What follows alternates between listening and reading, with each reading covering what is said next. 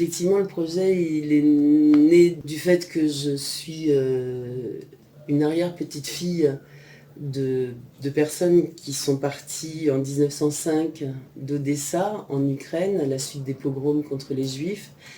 Et que quand il y a eu les grandes migrations du début du XXIe siècle, pour moi, c'était une évidence de faire la relation entre ces grandes migrations du début du XXIe siècle et les migrations du début du XXe siècle.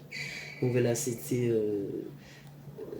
à peu près vers les années 2006, au moment où on a commencé effectivement à en parler beaucoup. J'ai eu envie de faire un film là-dessus, quoi, sur les migrations. Alors au début, c'était un film, je voulais faire un film plutôt historique. Et puis très vite, quand on en a parlé avec Marie Desplechin, qui a été la co-scénariste du film, très vite on s'est dit qu'on allait finalement faire quelque chose d'essayer de faire quelque chose qui soit plus universel et qui justement relie les choses par le conte, par un récit un peu intemporel et permettre de rentrer dans un récit universel. Et en même temps, le film garde cet ancrage intime par petites touches, notamment avec le carnet de croquis qui sont vraiment les dessins de votre mère, et également par votre voix qu'on entend de manière très subtile au début et de temps en temps comme ça pour ponctuer. Donc c'était important quand même de garder cet ancrage.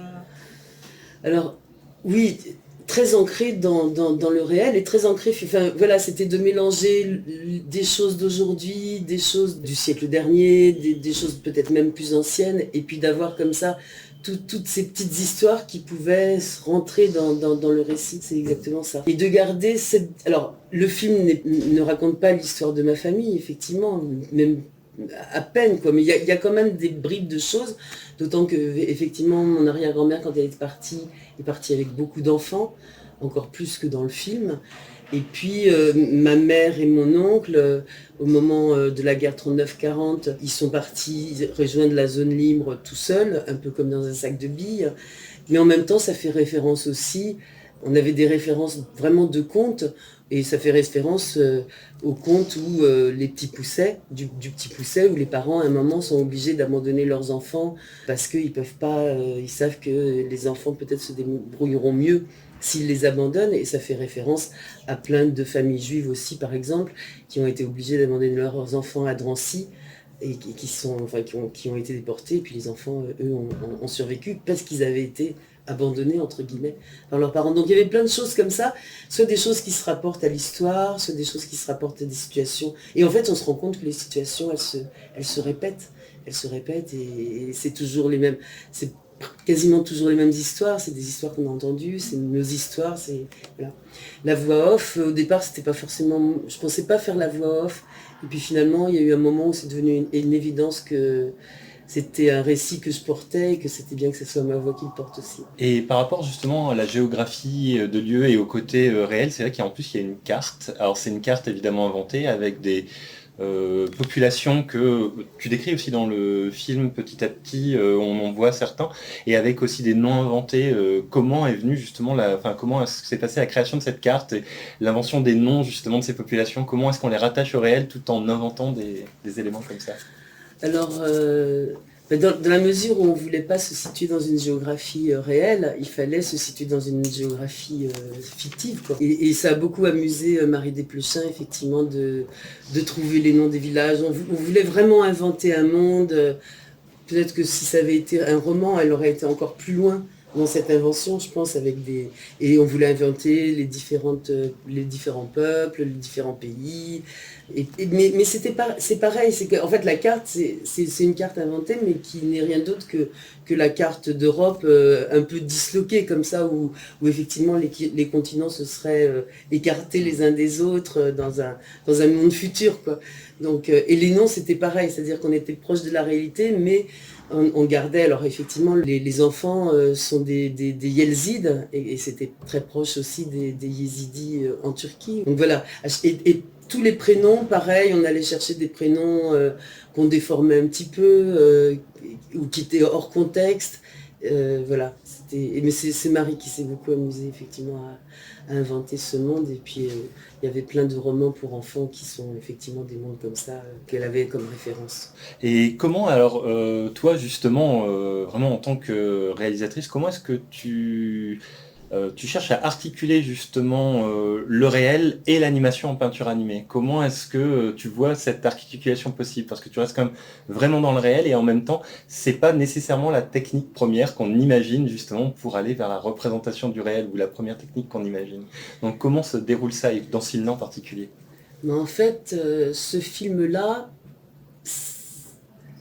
comment dire, en fait, de le traiter en animation, c'était justement que ça me permettait de ne pas être dans le réel. Et pour moi, c'était l'histoire que raconte Fiona, donc le personnage principal qui a vieilli, qu'elle raconte, et donc elle raconte ses souvenirs. Et je trouve que la peinture animée, pour raconter les souvenirs de quelqu'un, c'était quelque chose qui était vraiment... Enfin, pour moi, c'est fait pour, quoi. Parce que c'est des lieux qui, enfin, à un moment au début du film, elle le dit, elle dit, ce sont des lieux qui n'existent plus, ils ont disparu, personne ne peut les retrouver. Et la seule façon de les reconstituer, c'est son imaginaire à elle, et comment mieux rendre cet imaginaire que par l'animation et par la peinture en plus. Mais c'est même pas le fait qu'elle soit peintre après ou qu'elle devienne peintre, ou peut-être que ça a un rapport aussi avec ça. Mais c'est vrai que c'est des lieux qu'elle va redessiner en racontant l'histoire, qu'elle revoit dans sa tête et qui permettent, bon je l'ai déjà dit, mais qui permettent effectivement de se dire mais comment était ce garçon avec ses yeux bleus merveilleux. Et à un moment je m'étais dit on pourrait si on voulait, mais il aurait fallu ne dessiner que les yeux du garçon, quoi, comme si la seule chose dont elle se souvenait c'était ça, c'était ses yeux. Et l'animation permet de faire ce genre de choses, mais on ne l'a pas fait, on n'a pas été enfin c'était ça aurait été peut-être plus compliqué à mettre en scène avec une équipe importante, mais c'est vrai que l'idée c'était quand même d'avoir un village, ce village que sa mémoire reconstitue et qui est peint, du coup, qui n'existe pas, enfin, dans le cinéma réel, on ne peut pas faire ça, parce que forcément, on va le reconstituer, le village, on va le reconstituer en vrai, pour montrer l'enfant qui part. Et là, c'est le village de ses souvenirs. Le ciel était très bleu, la montagne était très noire, les arbres étaient très verts. Et la couleur, du coup, elle prend sa force aussi par rapport à ça. Et d'où aussi justement peut-être les passages oniriques que tu arrives à mettre dans le film qui sont très beaux, des tout petits moments par exemple quand le chien souffle et qu'on la voit, ou alors vers la fin la neige, enfin cette neige un peu rose, un peu blanche qui tombe et qui recouvre, voilà. Et bien ça permet de faire effectivement des passages entre le réel et puis l'onirique complètement. Enfin, tout est onirique, enfin oui, rien n'est réel, oui. mais c'est vrai qu'il y a des représentations qui sont plus réelles que d'autres, et puis il y en a d'autres, enfin, ou même dans l'animation, tout d'un coup, de faire des passages d'un plan à un autre qui sont des passages de couleurs, ou des passages de couleurs, et puis des choses très... Oui, les oiseaux qui s'envolent, des choses comme ça qui... Et par contre, c'est vrai que... Alors, ce qui vient du réel, c'est que effectivement, je me suis quand même beaucoup... inspirée En fait, j'ai regardé beaucoup de photographies.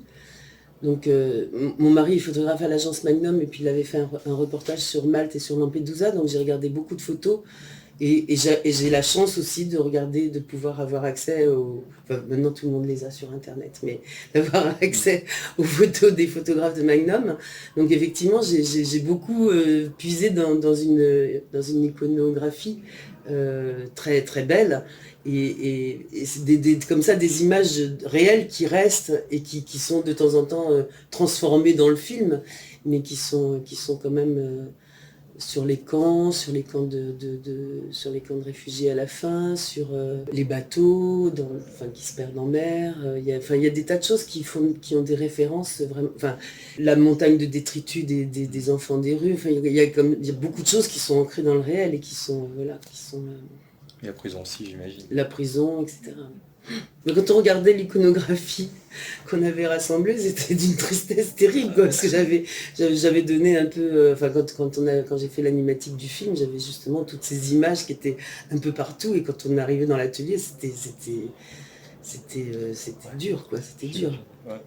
Et justement, en fait, on s'était demandé avec Nicolas quelle dimension est vraiment esthétique la peinture apporte voilà, à cet univers visuel presque onirique qui se nourrit du réel. Et en fait, on a réfléchi beaucoup, on a parlé beaucoup de la question des accidents, puisque la peinture, c'est quelque chose qu'on ne peut pas maîtriser, on ne peut pas revenir en arrière, par exemple, etc. Voilà, donc on avait envie de parler de cette question des accidents, parce qu'en fait, on appelle ça des accidents, mais c'est des choses heureuses, enfin, c'est pas des trucs qu'on regrette, quelque part. Oui, mais ça, c'est ce que donne à la fois la peinture et puis l'animation directe sous caméra. C'est-à-dire que c'est une animation sur laquelle on peut pas trop revenir. On peut revenir un petit peu maintenant grâce aux nouveaux moyens de compositing et tout ça, mais je pense qu'il y a dans la matière une espèce de fragilité et de quelque chose qui est toujours inattendu en fait. C'est des hasards, peut-être plus que des accidents, c'est les hasards comme ça ou les accidents qu'on garde parce qu'on les trouve bien, ou les hasards qu'on garde et tout ça, mais il y a ça qui fait qu'il y a quelque chose de très vivant dans la façon d'animer. Après, ce qui était difficile pour ce film-là en particulier, c'est que d'habitude, je suis seule à maîtriser ça, à me dire, c'est pas exactement ce que j'aurais voulu, mais c'est bien quand même, ou ça va, non seulement c'est bien quand même, ou alors au contraire, cet accident, j'ai en profité pour faire quelque chose qui va encore plus, enfin, voilà. Donc quand je suis toute seule, c'est très facile à faire. Quand ça doit se transmettre à une équipe, enfin, à une autre animatrice, c'est déjà beaucoup plus difficile, parce que il faut réagir au fur et à mesure, enfin soi-même réagir au fur et à mesure de l'évolution de cette matière. Et c'est là qu'on ne le fait pas forcément de la même façon. Enfin, personne ne va le faire de la même façon. C'est-à-dire que ce qui était difficile dans ce film, c'était où on plaçait le degré d'exigence par rapport à ce genre d'accidents qui peuvent arriver dans l'animation, où on se dit oui, mais là, il y a quelque chose qui arrive en plus. Ou alors non, ça marche pas, il faut recommencer. Et voilà, et ce degré d'exigence-là, c'est très difficile à définir par rapport à quelqu'un qui va prendre en charge le petit bout animé qui doit, enfin le petit plan qui doit se faire, quoi. Et est-ce qu'il y a là des passages ou des moments dans le film où justement il y a des choses qui se sont créées comme ça au moment de l'animation qui n'étaient pas du tout prévues? Comme je laissais... Oh, pas du tout prévu, non. Parce que forcément, dans le cadre d'un long métrage, j'étais obligée d'expliquer beaucoup ce que je voulais. Je ne pouvais pas laisser autant de liberté que ça. Mais voilà, c'était liberté surveillée. C'était on laisse une liberté, mais dans un cadre hyper précis, quoi. Mais et puis il y avait des gens qui s'emparaient bien de cette liberté et d'autres qui au contraire avaient besoin d'avoir de préciser les actions, de préciser tout, comment l'héroïne s'asseyait, comment elle buvait, mais effectivement par exemple quand j'ai eu des surprises incroyables, quoi. Quand j'ai vu par exemple les petits bonshommes qui courent sur le mur avec leur cape et puis qui sautent comme ça et on a l'impression... Alors le fait qu'on ait l'impression qu'ils volent et de jouer sur le jeu de mots que de voler, enfin c'est comme c'était les corbeaux donc ils volaient et puis ils volaient en même temps, ça c'était voulu par moi forcément, mais après la façon dont l'animatrice a pris en charge, s'est mise à sauter, enfin à les faire sauter, je trouve que c'était un super joli moment d'animation qui était très très très bien, quoi, qui m'a vraiment amené des choses en plus. Et puis et aussi certains moments. Alors le numéro de cirque était assez balisé quand même, je l'avais bien storyboardé. Mais par contre, à un moment, il y a un long travelling comme ça sur le cirque où on voit tous les personnages faire des petits, enfin voilà, qui s'entraînent, etc. Et là aussi, j'ai eu des surprises, des belles surprises. Enfin, il y a plein de moments comme ça de belles surprises où effectivement les animatrices arrivaient à intégrer l'idée l'intention que je voulais mettre dans le plan, et puis à la restituer avec en plus le petit quelque chose qui est pas forcément de l'ordre de l'accident, mais de l'ordre d'une certaine liberté. Oui. Ça se passe comment, la communication? C'est beaucoup justement par les mots, des dessins, enfin ce qui est le storyboard, enfin comment ça se... Les deux. J'expliquais beaucoup de choses. Enfin, d'abord, j'ai beaucoup expliqué l'ensemble du film, quelles étaient mes intentions sur l'ensemble du film. Je leur ai parlé de ma mère, de ma grand-mère, de toutes les histoires que je pouvais, voilà, qui traversaient aussi le film. Et puis de ma façon aussi de voir un peu enfin tu vois, comme, oui, de savoir comment moi j'animais. Et puis après, alors d'une manière générale, j'ai essayé d'expliquer l'ensemble du film. Et puis après, c'était plan par plan. On avait, j'expliquais à l'animatrice qui allait faire le plan, de le resituer déjà dans le contexte enfin, où il se trouvait, et puis dans chaque plan, quelle était l'intention du plan. Et elle posait beaucoup de questions, elle avait besoin d'avoir beaucoup Je me suis rendu compte à quel point, effectivement, les animatrices avaient besoin de la part d'un réalisateur de tout savoir, quoi. Enfin, c'est ce que je disais de temps en temps, c'était mais comment elle s'assoit, donc des fois on mimait les choses, on les jouait, on les mimait. Et il y avait effectivement les voix qui avaient déjà été enregistrées aussi. Mais on en parlait beaucoup, on parlait beaucoup. Ouais. Et par rapport à tes courts-métrages, justement, tes courts-métrages parlent beaucoup justement du féminin, du corps féminin et de la féminité. Et ici, si je ne me trompe pas, c'est peut-être la première fois que tu as un personnage qui est une enfant, une adolescente, justement. Est-ce que ça a été très différent, justement, de penser ce rapport au féminin à travers, justement, une enfant, une adolescente, que dans tes précédents courts-métrages? Oui. Ben, le choix de suivre les enfants, ça a été un choix qui a été fait au départ par Marie. Moi, au départ, je voulais avoir toute la famille, avec mon arrière-grand-mère qui avait 10 enfants. Donc, du coup, je voulais avoir 10 enfin, la famille, plus les 10 enfants et tout ça. Marie m'a dit, mais attends, un film d'animation avec 10 personnages. Déjà, au niveau de l'écriture, même scénaristique, c'est difficile, mais en plus... pour une film d'animation, mais non, quoi. On va pas faire ça. Et on va prendre les 2 adolescents et ils vont perdre leur famille. Voilà, donc c'était vraiment le choix de Marie auquel je me suis alignée avec plaisir. Et c'était beaucoup plus raisonnable d'ailleurs. Mais après, il y a quand même des femmes dans le film qui... Mais voilà, mais j'ai bien aimé aussi traiter de la... Mais en même temps, franchement... le moment où, dans la forêt, où effectivement elle devient femme, en fait, ça c'était vraiment un moment que je trouvais, voilà, où je retrouvais mes thèmes habituels, quoi. Pour moi, c'était un moment où je retrouvais mes thèmes habituels, l'eau, le corps de la femme, le corps d'une jeune fille qui se transforme, voilà, les règles symboliques et tout ça. Enfin voilà, j'étais vraiment dans mon élément. Mais c'est pas moi qui ai dessiné Kiona qui sort de l'eau. D'accord. Mais je le regrette. Enfin, j'aime bien comme elle sort de l'eau. Mais c'est vrai que il y a quelques plans que je regrette de ne pas avoir fait moi-même, pas parce qu'ils sont moins bien, voilà, mais que j'aurais aimé le faire moi, quoi. Quand toute la séquence dans le lac, j'ai pas eu le temps de la faire, mais j'aurais vraiment adoré la faire. Je comprends. C'est aussi une manière de replacer vraiment l'intimité du personnage au centre de l'histoire, parce qu'on est dans quelque chose de plus général, les réfugiés, etc. Et là, tout à coup, on est vraiment sur elle. Oui, c'était le moment de la forêt, elle se retrouvait toute seule.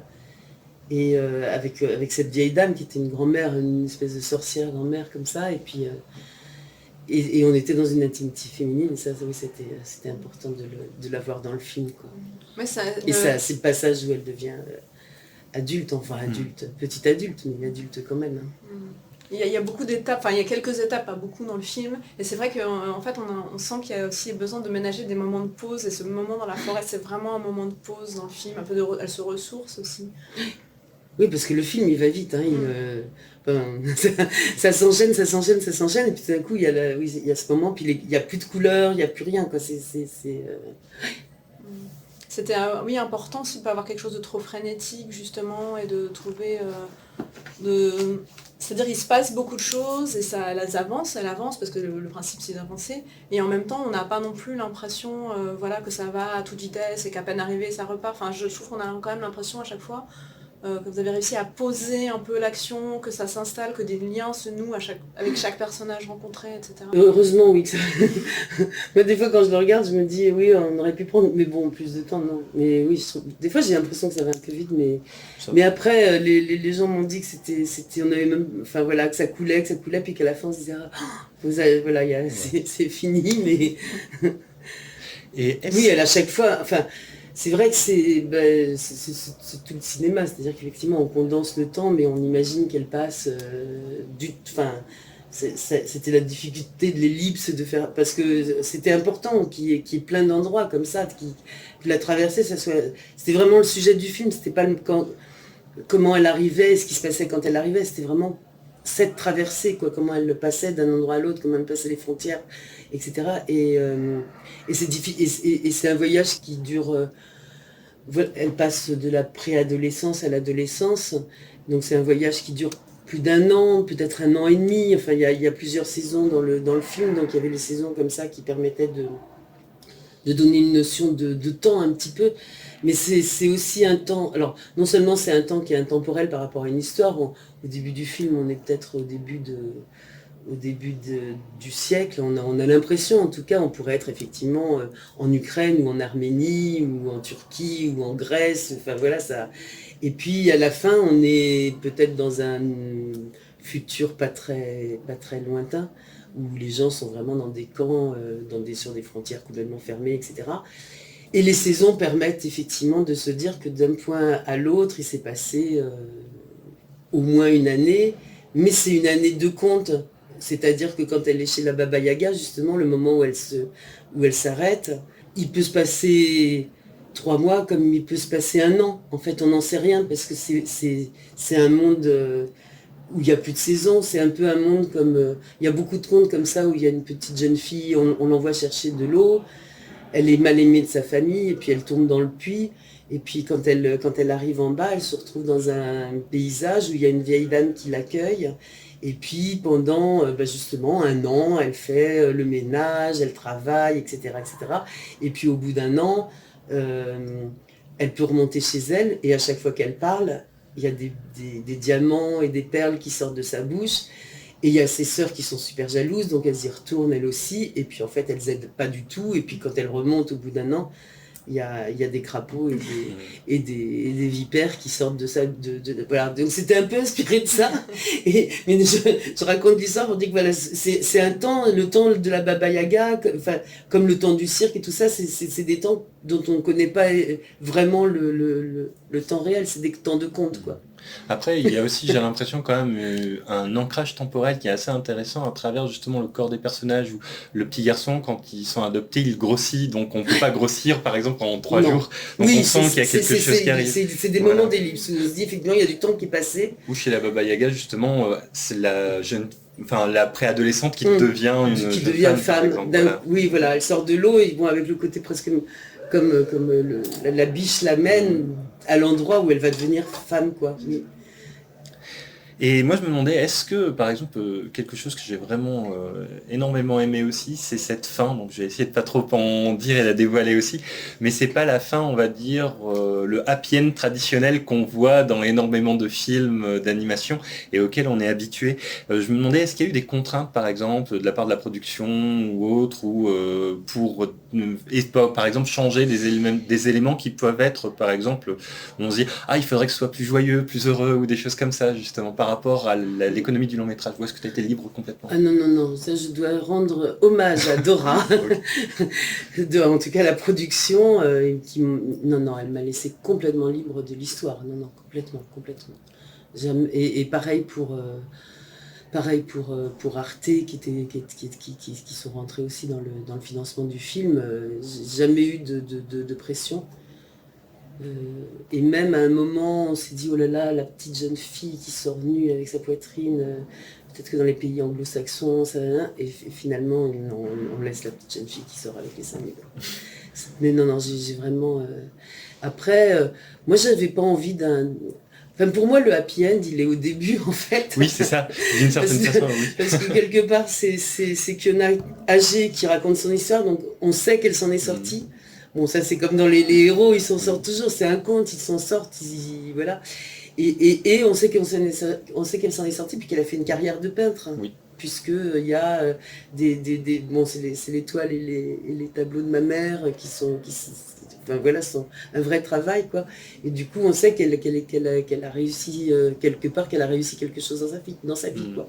Et qu'elle raconte à quelqu'un qui est peut-être pour nous, elle racontait à quelqu'un enfin, de l'âge qu'elle avait quand elle est partie, quoi. Enfin, on le dit pas dans le film, mais voilà, c'est... Et après, bah, j'ai entendu enfin, voilà, c'est vrai que dans les histoires qu'on raconte, bah, aussi bien les histoires, bah, on sait très bien que les migrants qui partent, ils arrivent en France et c'est pas ça, quoi. Et puis que les Russes, enfin les Juifs russes qui sont partis en 1905 et qui sont arrivés, qui se sont arrêtés en Allemagne ou en Pologne, c'était pas ça non plus du tout, du tout, du tout. Et que, alors effectivement, il y en a qui sont partis et qui ont passé, qui sont arrivés aux États-Unis et peut-être que ça a été un peu mieux. Encore que dans America, on voit les gamins qui se succèdent pour cirer les chaussures. Enfin voilà, pour moi, l'avenir qui était au-delà des frontières, c'était... Si j'avais dû le raconter, il aurait peut-être pas été très heureux. Enfin, il aurait fallu encore... ouais. C'est pas si facile que ça, quoi, même quand on arrive. Oui, c'est sûr. Et justement, comment doser l'émotion, le mélange de dureté qui est la réalité et en même temps qui est très adouci parce qu'on a le point de vue du personnage. Comment vous avez réussi à articuler ça? Parce que le film raconte des choses qui sont très dures, mais qui se passent beaucoup hors champ, qui sont très elliptiques, et qui fait qu'en fait on peut regarder le film, je ne sais pas si vous avez réfléchi à une question de cible, mais on peut montrer le film à des pré-ados par exemple, oui. Et ils vont pas être traumatisés, ou je sais pas, c'est pas du tout un film qui est très dur et qui va être inconfortable à regarder, au contraire il y a vraiment une espèce de douceur pour accompagner ça sans l'édulcorer. Oui, on y a réfléchi en fait, mais on n'y a pas réfléchi en termes de cible, mais on s'était dit que c'était un film qui devait être tout public. Donc, mais je pense que c'est justement en jouant plus, avec l'animation, ça permet quand même de dire pas mal de choses sans être obligé. Enfin, voilà, filmer des jeunes enfants dans un tas d'ordures, c'est des jeunes enfants dans un tas d'ordures dans le film, c'est clair. Mais en même temps, c'est pas comme filmer en prise de vue réelle des jeunes enfants dans un tas d'ordures. Enfin, si on se souvient de Los Olvidados de Buñuel, c'est hyper dur, quoi. Mais, enfin, c'est magnifique, hein, mais du coup, les enfants, ils peuvent rentrer dans cette représentation-là, mais les adultes aussi, parce qu'ils ont toutes les références qu'il faut pour reconstituer un tas d'ordures. Enfin voilà, ça joue sur le symbolique aussi, ça joue sur le conte, donc je pense que... Mais ça, en jouant sur le conte, je pense... Enfin, sur le conte cruel, un conte à la Dickens, pas un conte de fées, justement, mais je pense qu'on y a réfléchi et que c'était... Enfin, on y a réfléchi... ouais. Mais on n'a pas changé le scénario pour autant. On savait qu'on était... sur beaucoup de choses qui pouvaient avoir plusieurs niveaux d'interprétation, quoi. Comme Madame qui prostitue les filles qui sont dans le cirque. Et si on est adulte, c'est évident qu'elle prostitue les filles. Si on est enfant, non, mais tant pis. Et puis pareil pour les ogres. Les ogres nous on appelle ça les ogres, les chapitres des ogres, c'est le chapitre quand ils sont vendus à des riches. Bon, c'est pareil, il y a peut-être une connotation aussi qui pourrait être très sexuelle. On l'a pas forcé, quoi. Mais voilà, si on a une lecture, ou avec Yon, quoi, quand il caresse la joue, des choses comme ça. Enfin, mais bon, après on l'a pas forcé du tout. Mais on sait que les adultes, ils peuvent en avoir une interprétation, et puis les jeunes, bon après c'est pas pour les petits non plus, hein, c'est collège, quoi, à partir du collège. Il y a 11 ans, oui, 10-11 ans, quoi. Il y a aussi un rapport très fort aux couleurs, où on a l'impression que dans chaque séquence est vraiment marquée par une colorimétrie très particulière, justement, avec une évolution, et comment justement cette évolution est pensée à travers le film, avec les couleurs, et est-ce que justement c'est aussi peut-être pour donner une dimension un peu de conte, où on a cette impression justement de paysage très marqué et très fort par rapport à ça? Alors effectivement, quand j'ai commencé, quand on a eu la première version dont on était contente du scénario avec Marie, j'ai fait tout un ruban sur un rouleau de tickets de caisse où j'ai, sans trop réfléchir, dessiné les scènes principales de chaque... Alors, déjà le film il était divisé en chapitres. Pour nous c'était des chapitres. Alors bon, c'est pas resté évidemment, on n'a pas marqué dans le film chapitre 1, chapitre 2, mais c'était vraiment des chapitres. Et donc j'ai dessiné très rapidement tous les chapitres comme ça, avec des couleurs à l'aquarelle, mais vraiment très vite, de façon à donner l'ensemble le souffle, le premier souffle comme ça du film. Et en fait, après, on a agrandi ce ruban, enfin il avait été agrandi pour une exposition à l'abbaye de Fontevraud. Donc on avait un ruban qui était comme ça, grand comme ça. Et on l'avait accroché tout autour de la salle pour les décoratrices. Et ensuite, on a fait plein de croquis pour indiquer aux décoratrices qui ensuite allaient prendre en charge les décors, pour indiquer les couleurs dans lesquelles ça allait se situer et tout ça avec la chef décoratrice et puis et Jean-Baptiste Pelletier aussi qui était un de mes anciens élèves qui avait travaillé comme stagiaire d'ailleurs sur le film bien avant. Et voilà, et donc en fait les décoratrices quand elles sont arrivées elles avaient vraiment ces couleurs et je voulais... Voilà, chaque couleur était symbolique, chaque chapitre en fait faisait un peu référence à un conte en particulier et du coup chaque chapitre était un peu une symbolique du conte en question, enfin avec des couleurs très symboliques sur le conte quoi.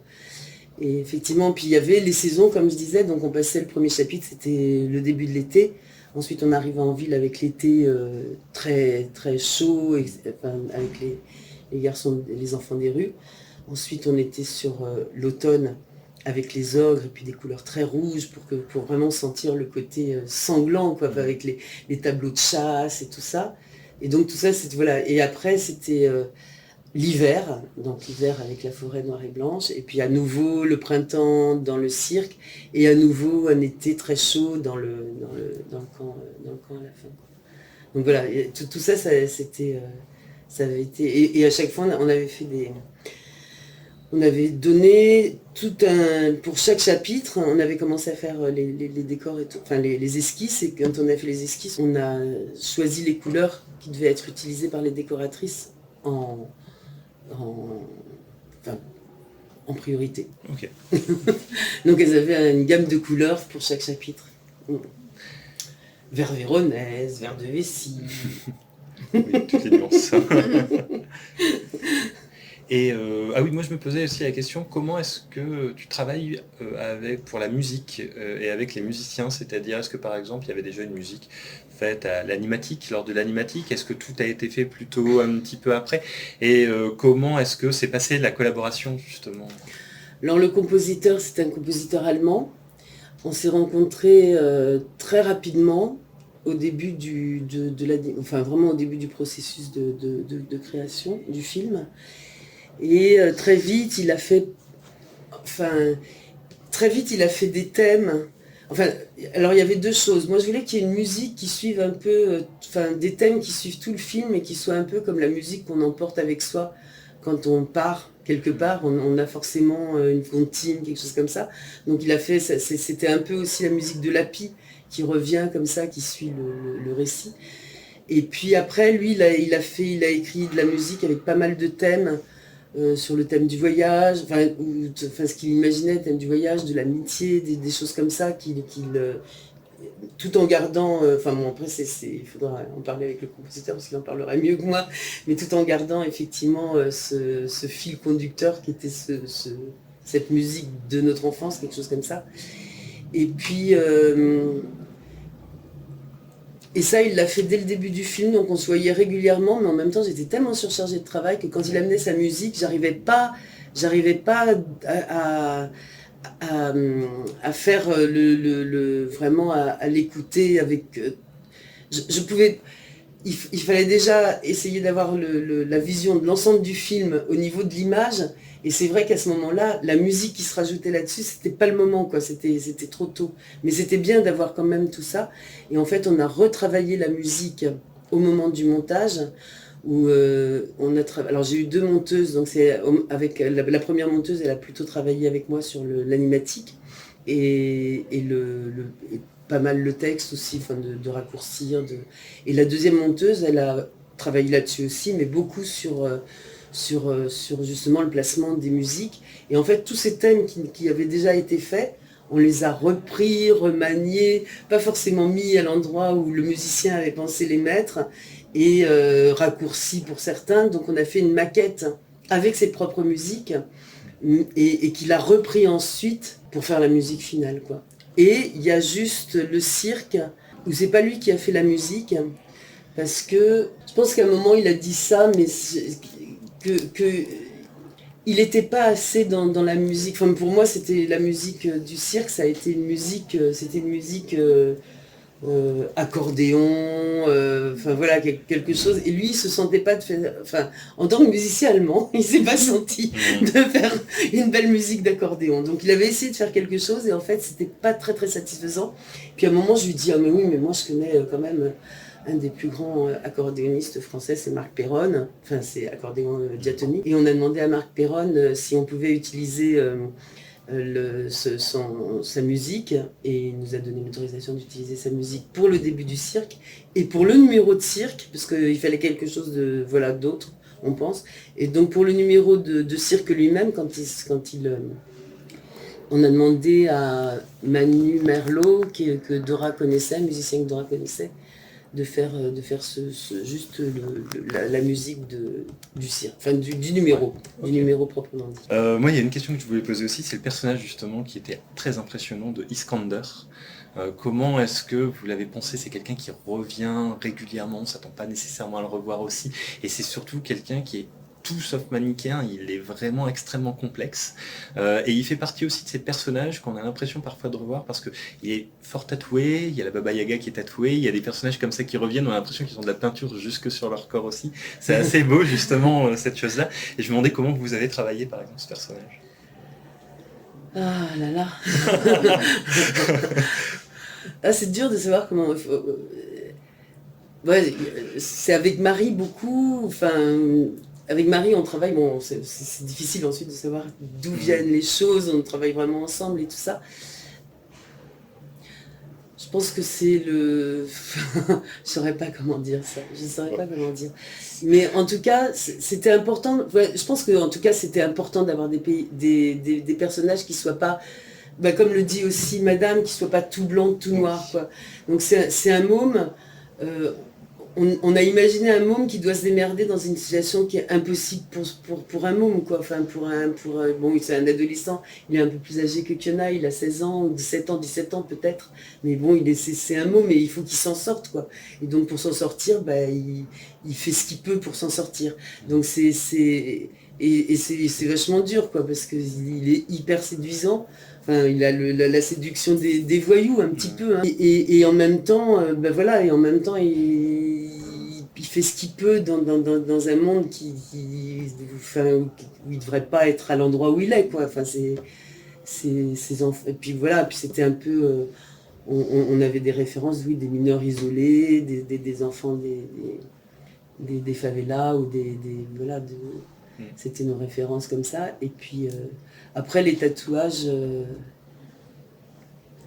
au départ, comme on inventait un monde, on inventait un monde avec ses codes, avec voilà, puis il fallait deux, trois peuples entre guillemets qui soient facilement reconnaissables. Donc il y avait effectivement les gens qui étaient tatoués, ils en parlent dès le début. Et puis ces peuples en fait qui migrent mais qui vont tous dans la même direction. Enfin, ça aussi c'est dit à un moment dans le film. On allait tous au même endroit, donc on se retrouvait tous quelque part, on finissait tous par se retrouver, sauf ceux qui avaient été, voilà, sauf ceux qui disparaissaient en chemin. Et ce qui est hyper touchant avec le personnage d'Iskander, c'est que en fait ça dit sans appuyer, sans le dire vraiment, mais juste en voyant ce personnage, on comprend ce que cette situation fait aux gens. Fait aux gens, oui. Voilà, le fait que il faut effectivement s'en sortir. Il faut faire du trafic, il faut faire voilà, et là aussi on sait très bien qu'il y a certains mineurs isolés maintenant, comment ils vivent, quoi, comment ils vivent. Donc ils trafiquent, ils font enfin voilà, ils peuvent se prostituer, ils peuvent, voilà, Voilà. Moi j'avais juste une dernière question, mais qui est vraiment, voilà, c'est les oiseaux. parce qu'il y a un défile conducteur, enfin voilà, c'est les oiseaux qui apparaissent dès le début, il y a les corbeaux qui annoncent voilà, la catastrophe, et puis après il y a la pie qui vient l'aider, et quand ils sont chez les ogres, il y a les oiseaux exotiques qui les aident aussi, etc. Donc c'est vraiment comme ça une sorte de Deus ex machina, les oiseaux tout au long du film. Ouais, j'aime bien. Moi, j'ai l'impression qu'il y a beaucoup d'animateurs qui ont un rapport particulier avec les oiseaux.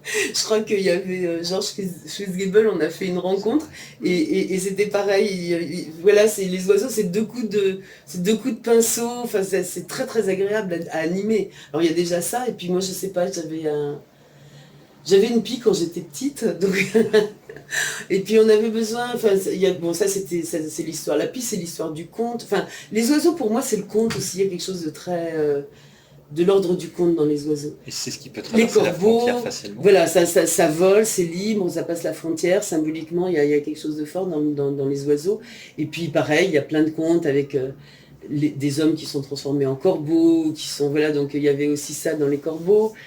Parce qu'il y a les corbeaux qui annoncent la catastrophe et puis il y a les petits corbeaux qui volent quoi, qui sont. Mais ça faisait plus référence effectivement au conte de Corbeau, les 7 corbeaux. Et puis les oiseaux de. Ouais, voilà. Et puis que voilà, à chaque fois, non, à chaque fois c'est des symboliques fortes sur les oiseaux. Et les oiseaux qui sont en cage comme les enfants, enfin dans ces espèces de cages dorées, ces oiseaux exotiques qui sont dans la cage dorée, puis qui sont délivrés et qui permettent effectivement aux enfants de s'enfuir.